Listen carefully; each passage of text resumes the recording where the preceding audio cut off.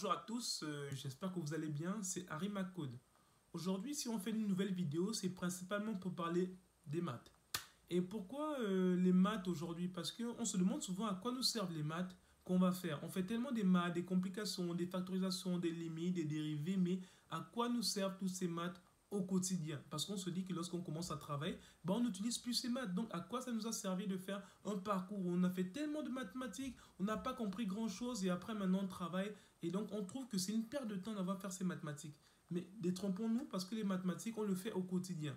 Pour ceux qui le savent, comme pour ceux qui ne le savent pas. On va essayer d'apporter quelques éléments de réponse, mais pour cela, on va commencer rapidement par 2 minutes, voir un peu l'histoire des maths. Déjà, on va dire en 4000 ans avant Jésus-Christ, en Mésopotamie, il y a eu en fait la découverte des maths. Parce qu'il y avait des cultivateurs comme des éleveurs qui avaient des animaux, des troupeaux, des récoltes de fruits. Et eux, ils avaient voulu pouvoir énumérer le nombre de fruits qu'ils avaient. Et donc, ça va être mis en place le système d'énumération donc mésopotamien qui va permettre de pouvoir compter les différents éléments qu'ils ont à leur possession.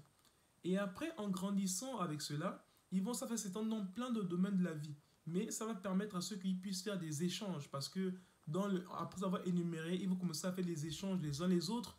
Donc, ce qu'on appelle en griffe des trocs. Et il va falloir non seulement pouvoir les énumérer, mais ensuite pouvoir faire des additions ou des soustractions.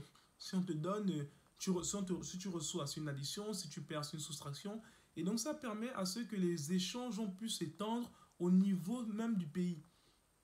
Et après ça, ça va s'étendre aussi au niveau de Babylone, 2000 ans après. À Babylone aussi, ils vont s'y mettre aussi dans les transactions, calcul numérique, calcul algébrique. Et donc les mathématiques vont aussi naître en Babylone en 2000 avant Jésus-Christ.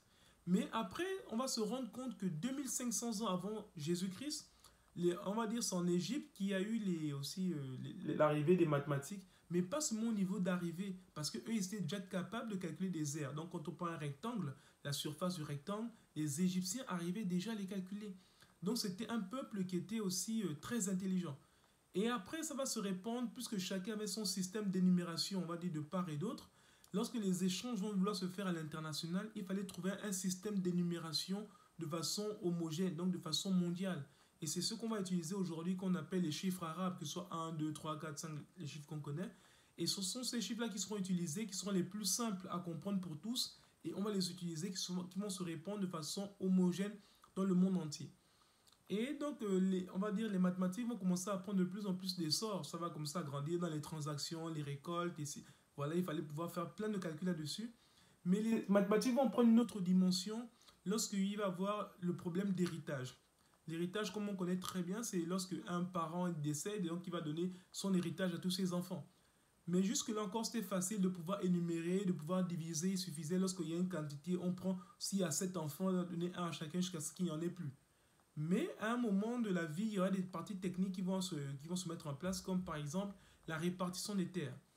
Un parent avec 3 enfants et une terre qui est aléatoire. Donc comment faire pour répartir cette terre entre les 3 enfants? Et on va prendre les personnes les plus intelligentes de la société qui vont venir pouvoir mettre des théories pour savoir comment répartir cette terre-là de façon juste entre les 3 héritiers. Et c'est comme ça les théories vont commencer à naître. Et après, maintenant, ça c'est au niveau des terres. Ça va s'étendre à plein de domaines de la vie, dans les constructions, dans les déplacements, dans les bateaux et dans plein de domaines de la vie. Ça va s'étendre, donc les théories. Et donc au départ, on appelait ça la mathématique, mais tellement ça va s'étendre sur plein de théories qu'on va devenir maintenant, ça va devenir les mathématiques. Et donc pour les mathématiques, c'est comme ça que ça arrivé jusqu'à aujourd'hui. Donc jusqu'à aujourd'hui, on parle encore de mathématiques, mais on parle encore de théories.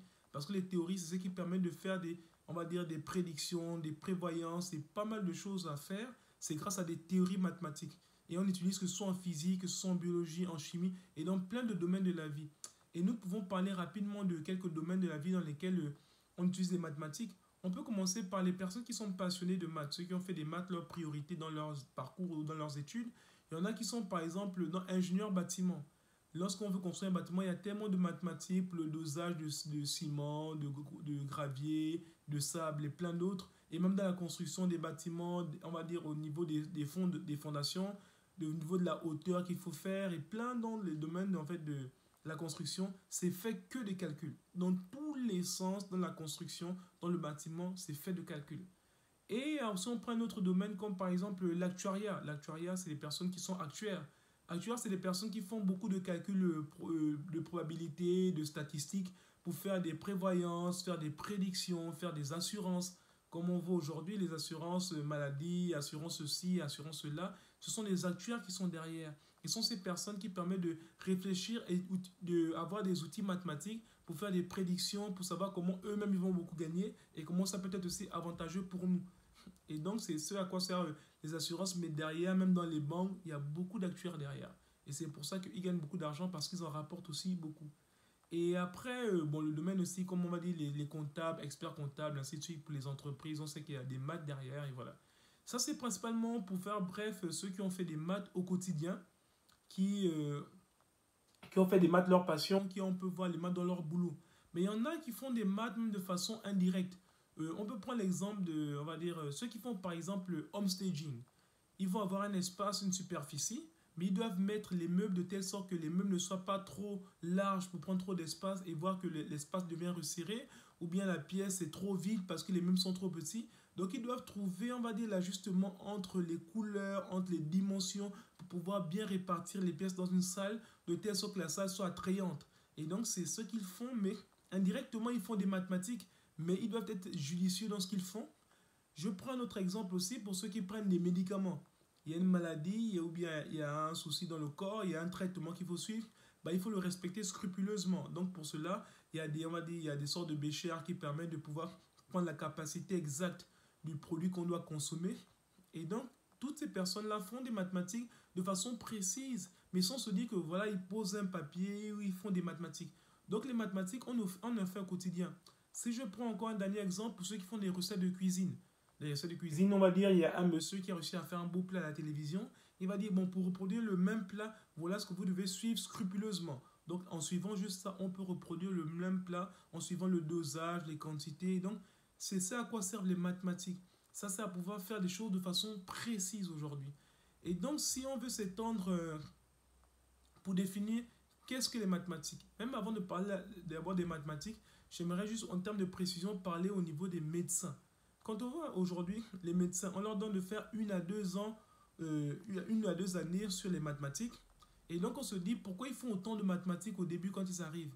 Parce que les mathématiques ne servent pas juste à faire des maths ou quoi, être comme un bourrin, mais ça permet aussi d'affiner l'esprit, de donner la précision aux gens, que lorsqu'ils font des tâches au jour le jour, des tâches au quotidien, ils sont assez précis dans ce qu'ils font. Et comme les médecins, ils doivent être quasiment les plus précis dans leur domaine parce qu'ils ne doivent pas se louper, ben ils font des mathématiques pour avoir la rigueur dans ce qu'ils font. Et c'est ça aussi à quoi servent les mathématiques, ça apporte la rigueur au quotidien. Quand on est concentré sur des mathématiques, ben on soit rigoureux. Et ça empêche aussi que lorsqu'on est souvent distrait, même d'un peu, on peut faire une erreur de signe et c'est terminé, le calcul est déjà loupé. Et d'où l'importance des mathématiques, c'est aussi ça. Et donc, comme je voulais parler aussi de la définition des mathématiques, avec tout ça, quand on voit tout ce qui se passe autour, les mathématiques qui permettent de prendre les trains, au niveau des horaires, et tout ça, ça fait un monde précis. Et un monde précis est géré derrière par les mathématiques. Parce que sans les mathématiques, il n'y a pas de précision. Et donc aujourd'hui, comment on peut définir les mathématiques? Bon, moi, si j'allais définir en fait les mathématiques, je dirais que les mathématiques sont une tentative d'expliquer des idées essentielles le plus simplement possible. Donc on a une idée qui est essentielle, mais on va tenter de l'expliquer le plus simplement possible, donc de façon rectiligne, de façon droite, et c'est ça à quoi servent les mathématiques. Donc aujourd'hui, on va dire, oui, mais ça fait combien de temps la vidéo? Ah bah oui, ça fait 8 minutes parce qu'on va voir exactement de façon précise le nombre d'heures, de minutes et de secondes. Donc les mathématiques, ça donne une précision tellement chirurgicale qu'on peut bien se situer dans ce qu'on veut faire aujourd'hui. Donc je peux répéter encore la définition des mathématiques. C'est en fait une tentative d'expliquer des idées essentielles le plus simplement possible.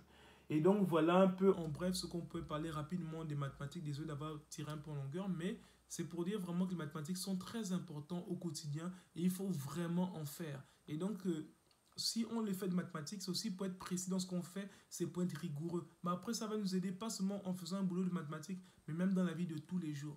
Donc voilà un peu ce que je pourrais terminer un peu pour parler un peu rapidement des mathématiques. Si vous avez des questions, je serai prêt à y répondre. Et comme je ne vais pas forcément m'étendre là-dessus, il y a tellement d'exemples dans tout ce qu'on fait, que ce soit dans les sports, on voit les joueurs qui ont des numéros, ça permet de reconnaître de façon unique et plein de domaines possibles. On explique les mathématiques aussi simplement. Et donc voilà un peu ce qu'on peut dire rapidement sur les mathématiques. La prochaine fois, on parlera un peu des nombres complexes. C'est le premier chapitre que je vais commencer au niveau des cours.